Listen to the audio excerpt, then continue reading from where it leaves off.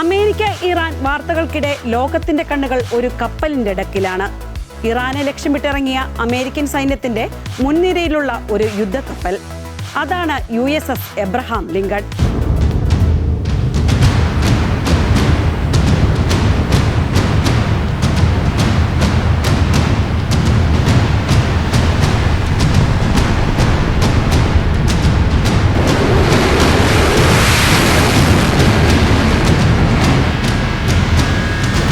അമേരിക്കയുടെ അഹങ്കാരമാണ് ഈ കപ്പലെന്ന് വേണമെങ്കിൽ പറയാം. ഒഴുകുന്ന ഒരു യുദ്ധതാവളമെന്നും എബ്രഹാം ലിങ്കനെ വിളിക്കാം.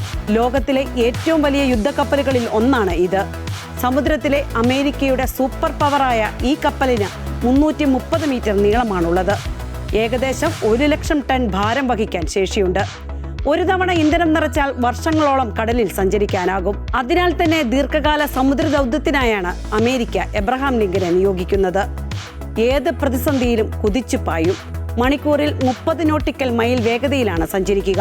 90 വിമാനങ്ങളെ വഹിക്കാനുള്ള ശേഷിയുണ്ട് ഈ കപ്പലിന്. സൈനികരും ജീവനക്കാരുമായി ഏകദേശം 5700 പേരാണ് കപ്പലിലുള്ളത്. ഇതിൽ 3200 പേർ കപ്പലിലെ ജീവനക്കാരാണ്.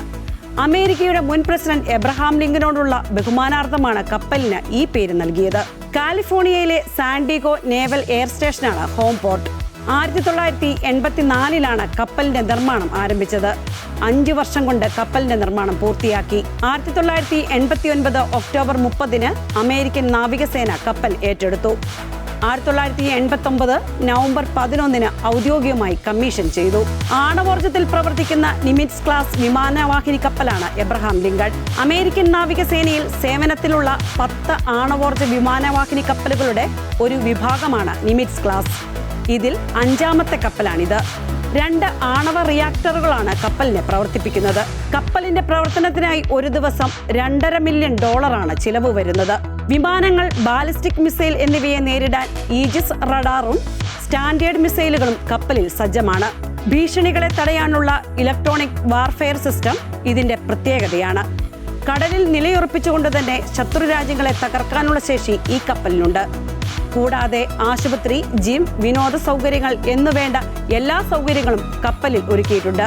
മിഡിൽ ഈസ്റ്റിലെ സൈനിക ഓപ്പറേഷനുകളിലും അഫ്ഗാനിസ്ഥാനിലും ഇറാഖിലും യുദ്ധസഹായം, പ്രകൃതി ദുരന്ത മേഖലകളിൽ സഹായമെത്തിക്കൽ തുടങ്ങിയ ദൗത്യങ്ങളിൽ എബ്രഹാം ലിങ്കൺ പങ്കെടുത്തിട്ടുണ്ട്. എന്തായാലും സാങ്കേതിക വിദ്യയുടെയും പ്രതിരോധ ശേഷിയുടെയും പ്രതീകമാണ് ഈ പടക്കപ്പൽ.